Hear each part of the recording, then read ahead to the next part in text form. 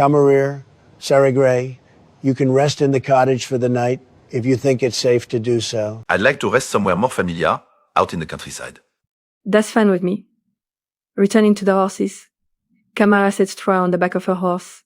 Lamella on Sarigaz. Let's continue on a little further, Sarigre. Then we'll rest for the night. Roll the usual checks, please. Animal handling included. Bardic inspiration to Sarigre. Thank you. Excellent. 26 for survival. Animal handling, 16 bardic inspiration included. No problem. That's 12 for perception. And 8 for animal handling. Camerier, it takes a minute for your horse to settle. Still not used to you. Plus your new prisoners. You both ride. The sun finally finishing its descent behind the horizon. The stars glimmer, a very light drizzle of rain starting to fall. Sarah Gray, with that survival check, you find a nice small clearing near a rocky outcrop, a few thick trees surrounding almost all sides. You all set up camp there, the very light rain still going. The campfire burns and casts beautiful shadows as you both settle down. Camarier, would you be alright by yourself if I went hunting for our dinner? He looks at Troy and Lamel, who are still bound and gagged near the campfire. I'll be fine and dandy. Sarigre, thank you. Camaria plays a mellow, jovial melody on her flute, bestowing bardic inspiration to him again. Good hunting. Most general, thank you. Sarah Gray, roll another survival check or nature to see how well you hunt down and kill any animals. Plus bardic inspiration, that's 17 total. Within 30 minutes, you return with a dead adult deer, carrying it effortlessly. Camaria is constantly watching Troy and Lamel, whilst also reading the Maid and the Goliath book. Sarigre began skinning or butchering the deer and getting the meat cooked. Camaria sets her book and glasses aside, getting Lamel over and sitting beside her. If you and Troy want to eat tonight, you will cooperate and answer all my questions. Camaria yanks her gag off. Lamel looks Kamara dead in the eyes glimmering in the firelight, soon watering and bursting into tears. Please, I can't keep this up. I just want to go home. I want to go home to my family. Insight check. That's 15. Despite how distraught Lamel looks, this seems too much, as if rehearsed a few times in the past, although there's a slight taste of truth in her voice when she mentions her family. Your sub-story won't work on me, Lamel. Although you say you have a family. But I don't think you've ever taken them into consideration, especially since you're all the way out here, worshipping a creature that possesses dangerous capabilities. Of course I take them into consideration. Just because I'm all the way out here doesn't mean that I don't think about them. Tell me then. Let's hear about your family. I have a child at home, a son. He's most likely around 14 now. And where is your home? My former home, really. Perskal, north of Imniskar. Insight check. I'll cast Enhance ability first, our wisdom. With advantage, 23. No signs of deceit. Lamel looks at you with a straight face, eyes still focused on you. And who's looking after your son? What's your child's name? My sister. And fuck off, I'm not saying you haven't the right. Listen, Lamel, I have a child. I'm speaking mother to mother here. I ran away once from my former lover or my daughter. It was one of the worst decisions I ever made. I'll never admit it to my daughter's face. Out of shame. She says she understands why, but even then I haven't told her the truth. My point being, children need their parents. They deserve that amongst other things. Have you truly no longing to see your son again? Being a parent, it's not a title you can discard. You always will have that responsibility, whether you want to admit it or not. Can you really look me in the eyes and say that you choose this fanaticism over your family? Kamari crouches in front of her, looking right into her pupils. Roll a persuasion check. Persuasion check? 21. Fuck you. Fuck you. Why do you make sense of things like that? Lamel cries again, this time authentically, squeezing her eyes shut. So do the right thing, renounce this craziness, and let's set things right. Roll one more persuasion check. That's a natural 20. Plus 10. So 30 total. Holy smokes. Lamel lowers her head, nodding. I don't want to live like this. Please, please take me back to Perskal. I want to try and change things.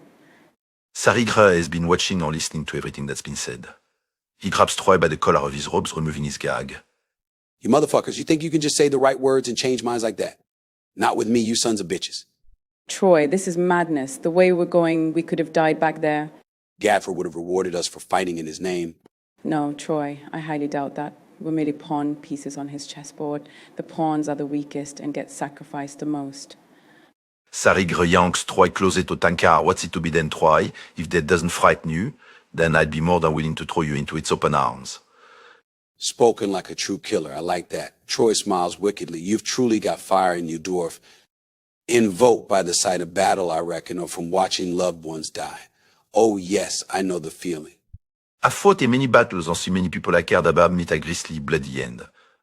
The heart of a warrior is not to be tampered with, cultist scum. Dangerously close to striking a nerve, weren't we? Don't be ashamed of your past, dwarf. We've all had to spill blood to achieve our missions. Even if the mission was somewhat pointless, even if a battle is won, another one soon rears its ugly head. Despite how many times you win, the war is still prevailing in the ever-fading distance. I can't believe I'm saying this, but your words do carry truth. You've also been in the heat of battle in the past. Soldier? Mercenary? Soldier, commander, mercenary, killer for hire. At one point. But you speak as if it were something that I took to heart. All of that is nothing but a prelude to what comes soon. Whether in this lifetime or the next, Jatro will arise and bestow upon us his beautiful paradise. Soon there will be no more battles, no more wars, no famine, no illness, no sadness. He will make it so. That is his promise. That is his will. All loved ones and believers will his children, safe under his wisdom and benevolence. Soon there will be no more battles, no more wars, no famine, no illness, no sadness. He will make it so. That is his promise. That is his will. All loved ones and believers will be his children, safe under his wisdom and benevolence. In C check. Dirty 20. Troy believes every word he just said. He meant them. Every single one. I don't know what's worse. The fact that you're believing all this, or that you actually want to go through with it. You make it seem like I'm out to help destroy the realms. I want to help make them safer and better for as many as possible. Under the great Gavro, we'll all be safe and under his protection. Troy, we both know the greater the promise, the less true it will most likely be. You haven't pledged yourself to him. You don't have an inkling of what strength and security the great Gatro possesses, both of which he has bestowed upon myself and Lamel. Beautiful magic and strength, pure magical power. Now look where that got you.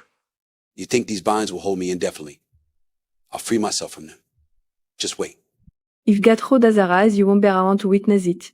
You'll either be in jail or 6 feet under. Empty words and empty threats, horned one. Troy, from one soldier to another, do you really want to devote yourself to an unrealistic cause? Roll a persuasion check.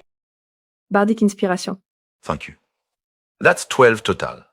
I don't expect a non-believer to understand the lengths I will go to achieve this future. A safe, beautiful, benevolent future. I believe that there's a good man in there, Troy, a rational, level-headed soul. You will return to Imiskar and be held responsible for any crimes you've committed. Whatever you say. Don't tell me Lamel gets a free pass, though. Not at all. I'm reluctant, but I'll face the consequences. I'd be lying if I said I wasn't frightened, though, honestly. Once dinner is prepared, everyone will have some Camarilla feeding Lamel and Troy by hand, since they're going to remain restrained. You all have a delicious dinner, along with some clean water. Camarilla, Sari Gray, are you both turning in for the night? I want to ensure that our prisoner remains so. I'll keep watch for the first half a night. So be it. Sari Gray, you watch as Camarilla climbs into her tent. One more Bardic Inspiration first. Excellent. Sari Gray, roll a perception check as you keep a close watch on everything and everyone. Natural 20. Plus 4. And Bardic Inspiration 27 altogether. Nicely done, Sari Gray. Nothing much disturbs the tranquil night, save for a fox that darts off when you approach. Troy and Lamel remain bound and gagged. Lamel has fallen asleep, snoring extremely lightly. Troy looks like he's in prayer as he tries to mouth a sermon. The night continues on. Roughly 4 hours later, you awaken Camarilla by ruffling her tent. You swap posts. Sari Gray, you retreat into your tent, getting some rest. Camarilla, roll a perception check, please. That's a natural 1. Plus 5. You get distracted by the book you're reading, fully immersed in its contents. Hours fly by. The sun soon rises, its welcome warmth, a beautiful feeling. Sarigre zoenermerge from his tent in plain clothes. Kamari, how long have you been reading? Kamari nearly jumps, gasping. Oh mon Dieu. Vous m'avez fait peur. You frightened me, Sarigre. Not too long, about 3 hours. Kamarir, you check your surroundings. Lamel is still resting, but Troy is gone. Comment ai-je pu laisser faire K? Je suis vraiment bête. Mon Dieu, non. How could I let that happen? By the gods. Going back in time, enter Bronson, Caleria, and Emma. You all sit around the campfire, embracing its light and warmth like an old friend. So how have you both been? I take it getting into a fight with several giant trees wasn't planned. Far from it. We've been okay. Been to many different places and met several people since we last met. As expected. Where's Alexandra and Kamari then? They haven't left the adventuring life behind, surely. Kamara is with a good friend of mine on the same mission as us but taking a different route. Long story. Alexandra is dead. She got killed in battle against a swarm of goblins. She fought valiantly. We're close to resurrecting her, but we're to finish this job first. Oh my gods, poor Alexandra. Bronson nods solemnly. What about yourself? Keeping well and busy, I hope. How's Budbrook and its residents? Budbrook is doing decent. There was a fair bit of tension stirring due to Edwin's demise. Don't blame them, frankly. But things are settling down now. I'm working on establishing trade with other towns and villages. As for why I'm out here, I'm working on a lead to find something. I thought I'd stop momentarily and meditate. During my meditation is when the forest decided to become sentient and form an army of giant trees. Not something you see every day. And, in case either of you ask, I can't divulge what it is I'm tracking down. By covenant, I can't. We've a knack for tracking. Maybe we can help if you share a little more information? Roll a persuasion check. Caleria. That's a 7. I really wish I could, but the agreement stands. I won't go against that. Well, thank you for your help, Emma. Feel free to stay with us for the night. Thank you. I'll be off in the morning. I can't afford to waste any time after I've rested. You're really determined to track this thing down, aren't you? What gave it away? Emma raises an eyebrow before getting properly settled, yawning quietly. You all rest well, the night passing by benevolently. The next morning arrives, the warm sun beginning to flood the horizon. True to her words, Emma is gone when you both awaken. Back in Imnisgar, Jocelyn rests through the night in Elowen's office in a bedroll. Mutlu keeps watch in case anything happens. Come morning, Jocelyn, you feel Mutlu shaking you gently. Sister Jocelyn, wake up. What the Mutlu? What time is it? Jocelyn yawns, rubbing her face. Mutlu covers her mouth with his hand. Mother Elowen, she's talking in her sleep. Keep quiet and come look. He moves his hand away. Jocelyn quietly gets up, crouching next to her mother, Mutlu beside her. Lance, I love you. Please forgive me. Please forgive my actions, my love. Elowen continues to say that as she remains unconscious. Mother? Can you hear me? Jocelyn whispers. Lance, I love you. Please forgive me. Jocelyn gently lays a hand on her forehead. Her forehead is warm to the touch. Mutlu casts Create or Destroy Water, conjuring 10 gallons of clean water in an open container. He gets some rags and rinses them, handing them to Jocelyn. Thank you, Mutlu. Jocelyn tries to cool Elowen down, gently dabbing at her forehead. Lance, I'm so sorry. Please, my love, don't leave me. Mother, please wake up. Please, don't leave me, my love. Mother, wake up. It's me. What's happening? Lance, Josie. Mother Elowen sits up, eyes wide and her entire body sweaty. Oh, thank you, Sune. Mother, are you all right? Lance, where are you, my love? Easy, Mother. It's okay. You're all right. Jocelyn sets a hand on her shoulder. Take a deep breath. Collect your thoughts. Elowen rubs her face, palms shaking. I feel so strange, as if I've awoken from a deep dream. You basically have... Mother, you've been unconscious for nearly a whole day now. Do you remember what happened before you lost consciousness? Elowen nods, eyes closed. My head, it hurts so much.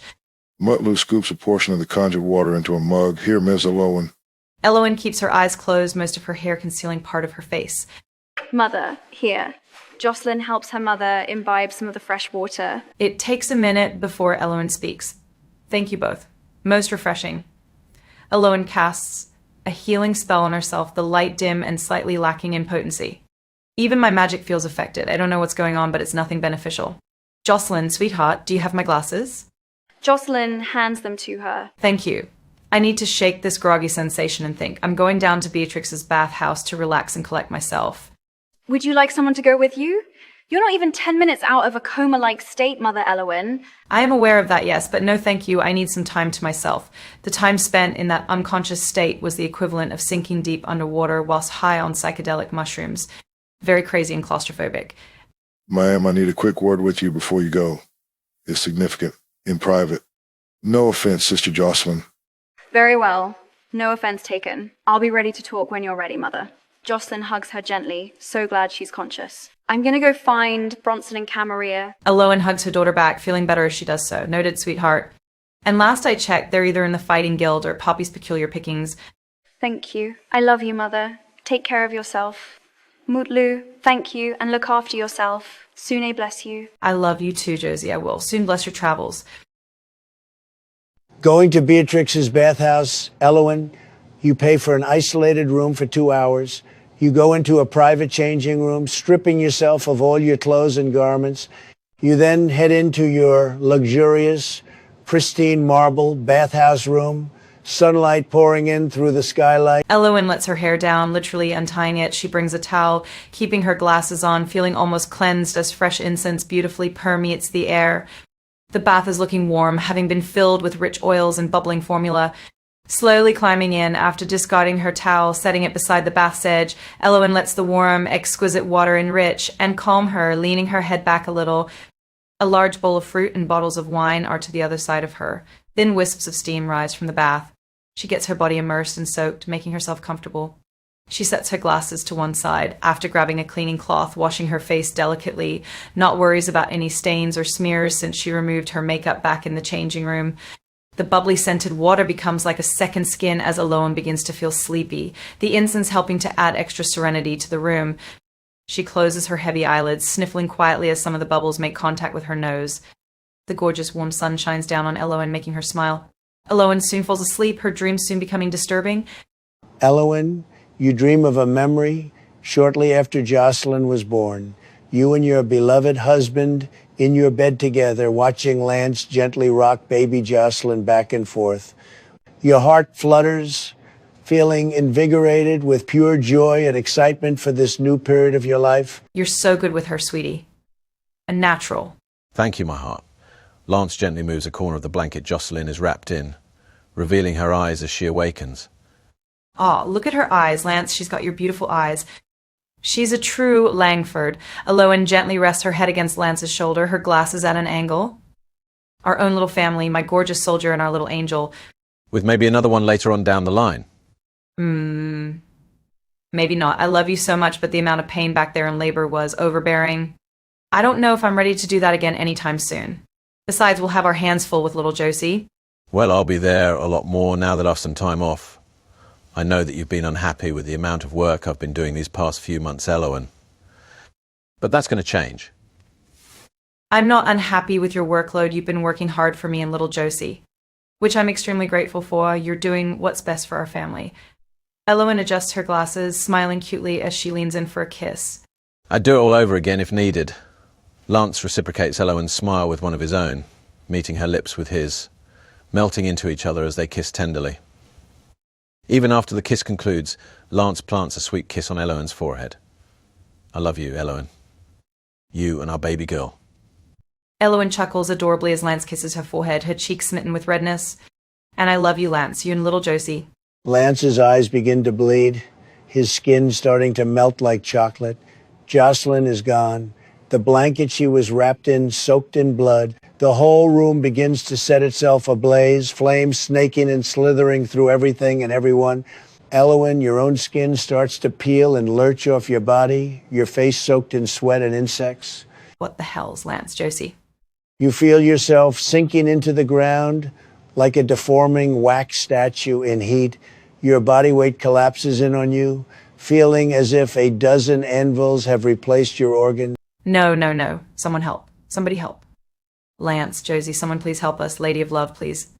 Your vision goes dark, distorting, warping. The sensation of your shoulder being shaken awakes you. Mother Elowen. Mother Elowen, wake up, Elowen. Gasping, Elowen almost lurches forward, screaming, crying, and shaking. Easy, Mother Elowen. You're okay. Lance, Josie, they're burning. Mother Elowen, breathe, relax. Take a deep breath. Taking deep, focused breaths, Elowen's body relaxes. Then she realizes, Diana, why are you in here? It's just no reason. It's just no reason. No reason, really.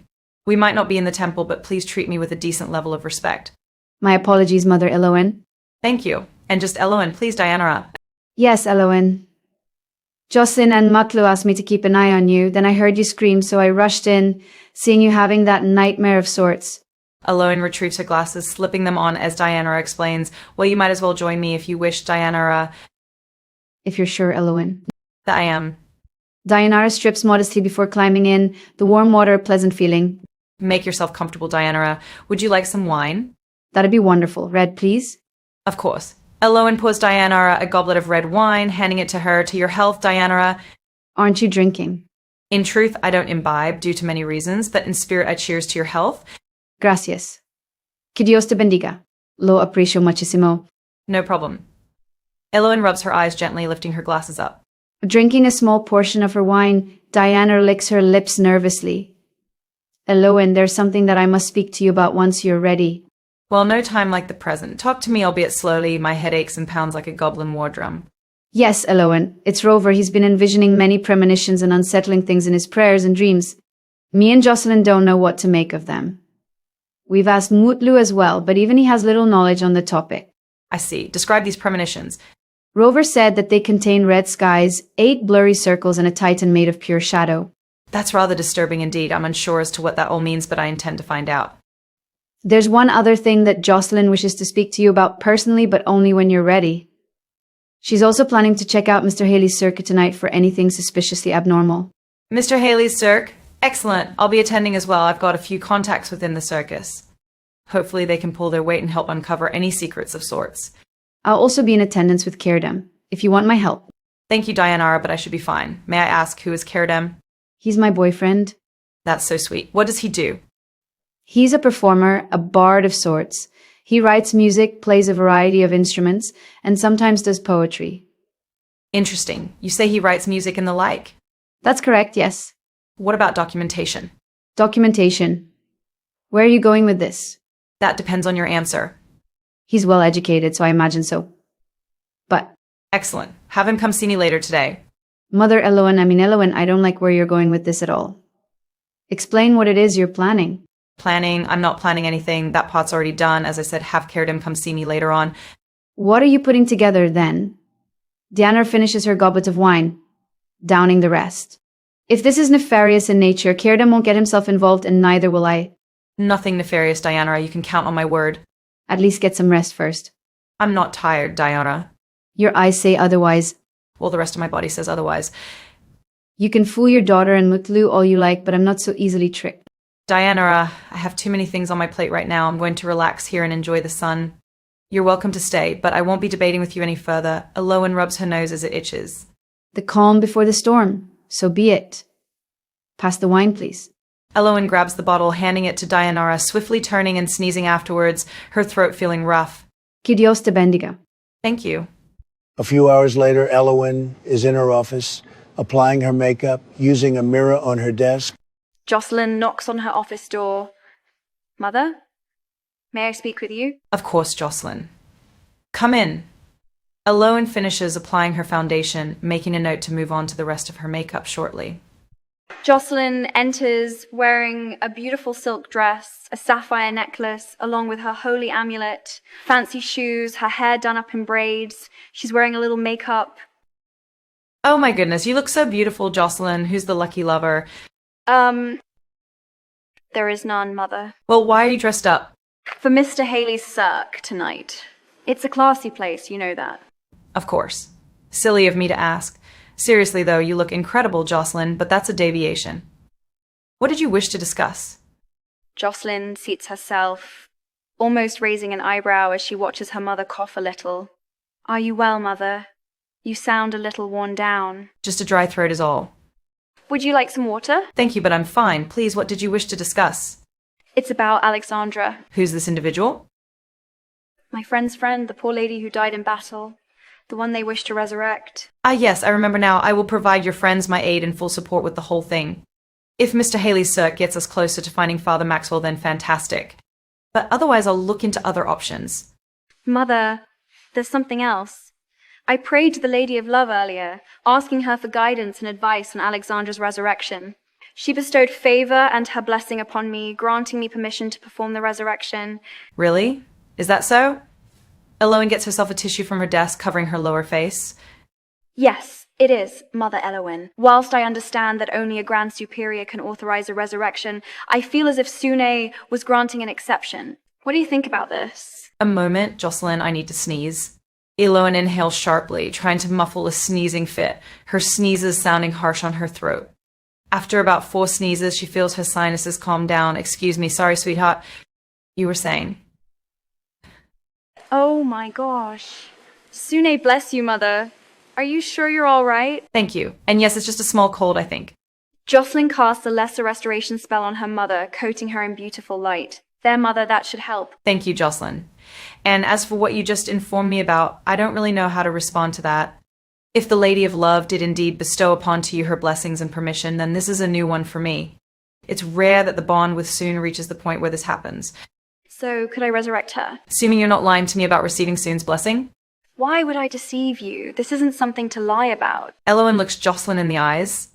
Jocelyn looks her mother unfalteringly directly in the eyes. Her amulet begins to glow, almost vibrating. Elowen's also doing the same. Elowen holds her amulet, feeling the comfortable, warm divine radiance emanating from it.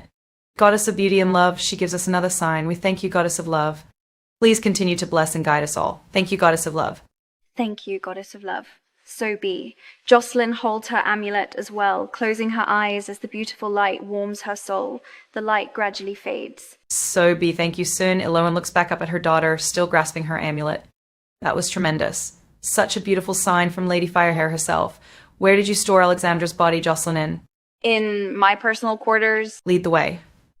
I'll get a diamond and we can begin. You wish to be present, Mother? That I do, just in case. Very well, Mother. Follow me. Back to Calaria and Bronson. You both pack up camp after having breakfast. You continue your journey, traveling along the base of the mountains. I'll need the usual checks, please. That's 18 for perception, and 19 for animal handling. Survival check 15, and 11 for animal handling.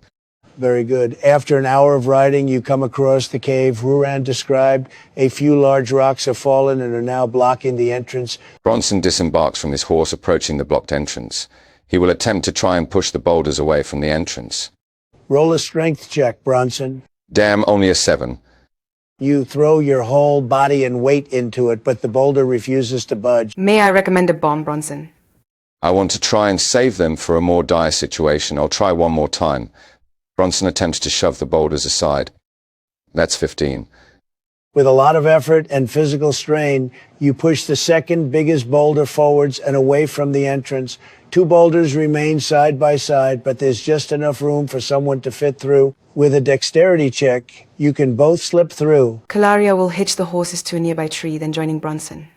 Excellent work, Bronson. I reckon we can slip through that gap somewhat easily. Ladies first. Thank you, Bronson.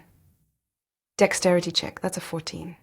You squeeze on through the gap rather easily, Calaria. Although one of your horns gets caught midway through, you manage to rectify the situation and finish slipping through the gap. Bronson got 14 on his dexterity check. As a dwarf, you have a much easier time going through the gap due to your stature. The inside of the cave is almost pitch black, your dark vision helping you both navigate as you enter. The cave walls are dented and covered in dried blood. A few decaying corpses litter the cave floor as you both venture further into the cave. None of the corpses look familiar to you. Most of the corpses have had their lower bodies ripped from them, or their flesh and muscles have been picked clean, leaving only their skeletons. Holy gods, poor souls. Hopefully Beza isn't amongst them. Let's continue on stealthily, Bronson. Agreed. Stealth is the best option here. You all know what to do. Total 15. Dirty 20 total. Roughly 2 minutes later, the cave opens up, revealing a large, deep area with dark water, a half-sunken ship tilted down, the bow completely submerged. The stern awkwardly sticks out. The rest of the open area contains repugnant-looking mushrooms and damp moss that line the room's corners. An unnatural gap in the ceiling near the ship allows the morning sunlight to burst through, illuminating most of the open area. One giant figure is roaring out as a male dragonborn climbs and scales the ship's exterior, evidently trying to climb up and put distance between him and this figure. Caleria draws her longbow, firing 2 arrows at the giant figure once she's within 100 feet of range. One of the arrows land, dealing some damage. Everyone roll initiative, please. So it's Caleria, Bronson, then giant figure. Caleria has already re-equipped more arrows, firing another pair of arrows at the creature. The arrows strike true, one landing in its face, the other lodging itself in its chest after passing its flesh. She performs a menacing maneuver. She attacks, inflicting fear into the giant thing. Bronson is still sneaking, making his way round and out of sight. Once he's close enough, he'll roar as he rages, weapon drawn, lunging at it. He swings twice, just barely missing, cursing aloud. You recognize the giant Bronson, a troll, ferocious creatures. It growls a guttural growl, swiping with its claws. You get your chest slashed at twice, dodging the third attack.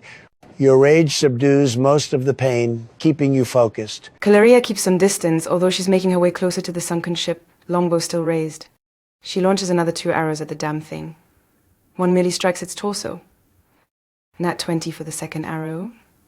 Caleria squints and gets very lucky, her follow-up arrow landing in its eyeball. Bronson smirks as the arrow gets launched into the troll's eyeball. He uses this chance to aim for the troll's legs, activating the blade's element rune, frost-coating his blade. Nat 20 for one of the strikes. Blood erupts from the troll's knee as Bronson batters the thing with the force of 10 men. With a low, primal roar, the troll locks its gaze with you again, Bronson. The knee wound seems to begin to close as he brings his claws in your direction. 3 brutal strikes rain down upon you. Bronson, your chest now a bloody mess, deep open wounds exposed. Caleria continues to make her way to the ship, more arcane arrows being fired the troll's way. The one arrow that does hit, she targets it to hit the troll's other knee to knock it prone using her trip attack. Success. The troll topples onto its back. Caleria nearly at the ship. How's the dragonborn? The dragonborn is on the top deck of the ship, his bloodied clothing indicating his current state. Hang in there. We'll help you momentarily. Bronson leaps onto the downed troll, his blade now engulfed in flames, chopping at his heart region. Bronson, how do you want to do this? Bronson carves into his chest, the exposed heart soon being obliterated as Bronson repeatedly hacks and slams his weapon into it. Caleria looks up at the dragonborn. It's safe now. You can come down. It takes a minute or two, but the brass dragonborn makes his way down and to you both. Thank you both.